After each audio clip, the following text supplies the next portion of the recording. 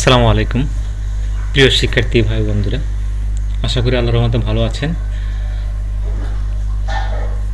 গত ক্লাস গিয়েছে লেসন 1-এর, অর্থাৎ রিভিশন 1 গিয়েছে। লেসন 1-এর আপনার এখান থেকে শুরু করে এই দেয়ার ইজ নট লিভড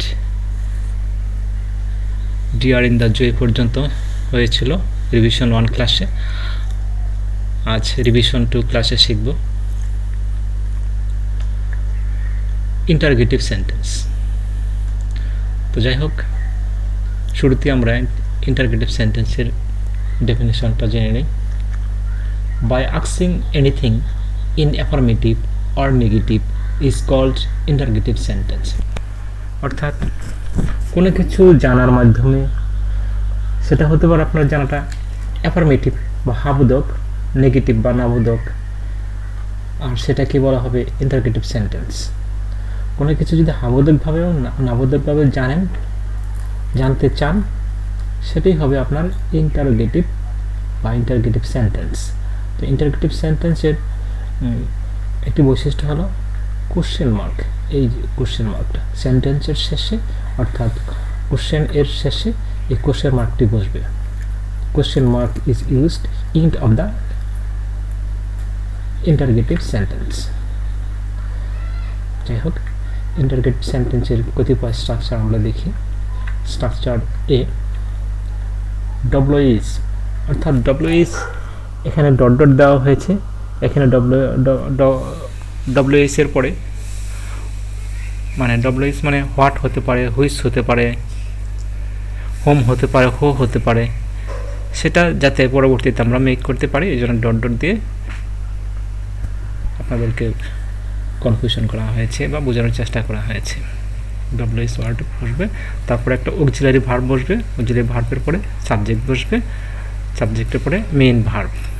অর্থাৎ মেইন ভার্ব বলতে সাবজেক্টের 1 নম্বর ফর্ম, যেটা প্রেজেন্ট ফর্ম যেটা, সেটা বসবে। তো যাই হোক, ডব্লিউএস ওয়ার্ড ব্যতীতও কিন্তু আমরা কোশ্চেন তৈরি করতে পারি, অর্থাৎ ইন্টারগেটিভ সেন্টেন্স তৈরি করতে পারি। তারও কিছু উদাহরণ আমরা দিয়ে দিয়েছি। যাই হোক, মূল ভার্বের পূর্বে একটি সাবজেক্ট বসিয়ে এবং সাবজেক্টের পূর্বে একটি অক্সিলারি ভার্ব বসিয়ে আমরা ইন্টারগেটিভ সেন্টেন্স করতে পারি। এখানে তাই দেখানো হয়েছে, ডু আই ডু ইট, আমি কি করতে পারি। এখানে ডু এর পরিবর্তে আমরা অন্য একটি ভার্ব বসাতে পারি। উক্ত সেন্টেন্সটিকে আবার নেগেটিভ করতে গেলে আমরা অক্সিলারি ভার্বের সাথে নট অথবা শর্ট করে এটাকে ডন্ট বসানো হয়েছে। নটকে সংক্ষিপ্ত করে এই ডু এর সাথে এভাবে যুক্ত করা হয়েছে। তারপর সাবজেক্টের পরে মূল ভার্ব এবং অবজেক্ট। ইট এখানে অবজেক্ট হিসাবে কাজ করেছে। যাই হোক, উক্ত সেন্টেন্স দুটি কীভাবে আমরা প্যাসিভ করতে পারি সেটা দেখা যাক। অর্থাৎ প্যাসিভ কিন্তু নেগেটিভ হতে পারে, আবার অ্যাফার্মেটিভ হতে পারে। আমরা প্রথমে অ্যাফার্মেটিভ দিয়েছি, পিতে এখানে প্যাসিভ, এতে অ্যাফার্মেটিভ, অর্থাৎ passive affirmative. Is it done by me, ইহাকে আমার দ্বারা করা হয়। অর্থাৎ এখানে আমরা জানি অবজেক্টটা সাবজেক্ট হয়, এখানে সাবজেক্ট হয়েছে। সাবজেক্ট হতে হলে ইন্টারগেটিভ সেন্টেন্সে সাবজেক্টের শুরুতে যেমন ভার্ব বসানো হয়েছে অক্সিলারি ভার্ব, ইজটা এখানে অক্সিলারি ভার্ব হিসাবে সামনে বসেছে। মূল ভার্বের পাস্ট পার্টিসিপাল হয়, অর্থাৎ অবজেক্টের পরে মূল ভার্ব বসবে। তারপর সাবজেক্ট, এখানে আই ছিল, আই বসবে বাই এর পর। যাই হোক, পুরো সেন্টেন্সটা আমরা দেখি। Is it done by me, ইহাকে আমার দ্বারা করা হয়। উক্ত সেন্টেন্সটি আমরা নেগেটিভ এভাবে সাজাতে পারি। অক্সিলারি ভার্বের সাথে উপরে যেরকম নট সংযুক্ত করা হয়েছিল, এখানে ইজ এর সাথে ঠিক তেমনি নট যুক্ত করা হয়েছে। ইজের সাথে নট সংক্ষিপ্তভাবে লেখা হয়েছে। মূল ভার্ব, পাস্ট পার্টিসিপাল, বাই। এই তো আপনার এখানে যে সাবজেক্টটা ছিল, সাবজেক্টটা যেরকম অবজেক্ট হয়েছে, এই অবজেক্টের পরে এখানে এই অবজেক্টের পরে বাই বসিয়ে এই সাবজেক্টটাকে অবজেক্ট বানিয়ে এই অবজেক্টের পূর্বে বাই বসানো হয়েছে। এবার আমরা বলেছিলাম যে ডব্লিউএস ওয়ার্ড, এতক্ষণ আমরা ডব্লিউএস ওয়ার্ড ছাড়া কীভাবে কোশ্চেন করা যায় সেটা দেখলাম। এখন দেখব ডব্লিউএস ওয়ার্ড দ্বারা কীভাবে কোশ্চেন করা যায়। যেমন হোয়াট ডু আই ডু, আমি কি করি। হোয়াট ডোন্ট আই ডু, অর্থাৎ ডু হলো অক্সিলারি ভার্ব, এই আই হলো সাবজেক্ট, আই এর পূর্বে যে ভার্বটি বসেছে সেটি হলো অক্সিলারি ভার্ব, আর আই এর পরে ব্র্যাকেটের মাঝখানে এটা হলো মেইন ভার্ব। যাই হোক,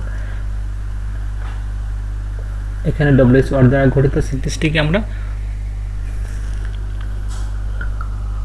নেগেটিভ করি, কি হয় হোয়াট ডোন্ট আই ডু, আমি কি করি না। এখন উপরের সেন্টেন্সটিকে আমরা যদি প্যাসিভ করতে চাই, what it is done by me, উপরের মতোই, উপরে যেরকম আমরা করেছিলাম এই যে ঠিক তদ্রুপ এখানে শুধু ডব্লিউএস ওয়ার্ডটা যুক্ত করা হয়েছে। ডব্লিউএস ওয়ার্ড যুক্ত করার কারণে এখানে একটু প্যাটার্ন ভিন্ন রয়েছে, কিন্তু কারিকুলাম একই।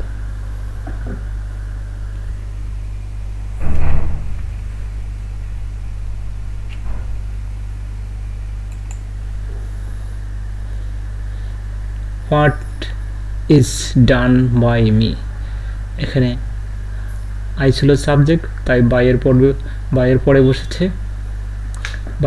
বসেছে। ডু ছিল মূল ভার্ব, ডুটা পাস্ট পার্টিসিপল হয়েছে। হোয়াটের পরে অক্সিলারি ভার্ব বসেছে, অক্সিলারি ভার্বের পরে যখন মূল ভার্ব বসে, মূল ভার্বটা তখন প্যাসিভ সেন্টেন্সে পাস্ট পার্টিসিপল হয়ে যায়। অর্থাৎ অক্সিলারি ভার্বে অর্থাৎ প্যাসিভ সেন্টেন্স তৈরি করতে গেলে এটা শুধু কোশ্চেনমূলক সেন্টেন্স নয়, ইন্টারপ্রেটিভ সেন্টেন্সে নয়, অক্সিলারি প্যাসিভ সেন্টেন্স তৈরি করতে গেলে অক্সিলারি ভার্বের পরে মূল ভার্ব যখনই বসবে তখনই মূল ভার্বটা পাস্ট পার্টিসিপল হয়ে যাবে। ঠিক তাই হয়েছে এখানে। এখন আমরা উক্ত সেন্টেন্সটি নেগেটিভ করলে পাই what isn't done by me. এবার দেখা যাক, আমরা ফার্স্ট পারসন দিয়ে কোশ্চেন করে এতক্ষণ শিখলাম, এখন থার্ড পারসন দিয়ে কোশ্চেন কীভাবে করা যায় অন্য একটু ডব্লিউএস ওয়ার্ড বসিয়ে দেখি। হু ডাজ ইট ডু, কে ইহা করে, অর্থাৎ ইট হলো একটা থার্ড পারসন, তাই অক্সিলারি ভার্বের সাথে ইএস যুক্ত হয়েছে। আগে কিন্তু দেখেন এখানে what do I do, do এর সাথে কিন্তু ইএস যুক্ত হয়েছিল না। ইট এখানে থার্ড পারসন সিঙ্গুলার নাম্বার, তাই ডু এর সাথে ইএস যুক্ত হয়েছে। যাই হোক, এখানে আরও ডিটেলস রয়েছে, আমি সময় নষ্ট করব না। পরবর্তী ক্লাসে আমরা এখানে মূল ভার্বের সাথে কীভাবে ইএস যুক্ত হয় আমরা ডিটেলস শিখব। এখন এই সেন্টেন্সটিকে আমরা কীভাবে নেগেটিভ করতে পারি, who doesn't it done by me. খুব সহজ, ইজিলি বারবার পড়তে পড়তে আমরা শিখে যাব। উক্ত সেন্টেন্সটিকে কীভাবে আমরা প্যাসিভ অ্যাফার্মেটিভ করতে পারি। বাই হুম ইজ ডান ইট, ইহা কার দ্বারা করা হয়। এখানে হোটা হয়ে গেছে হোম, কারণ এখানে কার দ্বারা প্রশ্ন করতে গেলে এই হোটা হোম হয়ে যাবে, যেহেতু কার দ্বারা করা হচ্ছে তাই হো এর আগে বাই বসানো হয়েছে, আর ইজ অক্সিলারি ভার্ব, মূল ভার্বটি পাস্ট পার্টিসিপল হয়েছে,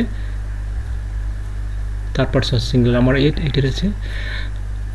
এখন কোশ্চেন মার্ক বসানো হচ্ছে লাস্টে।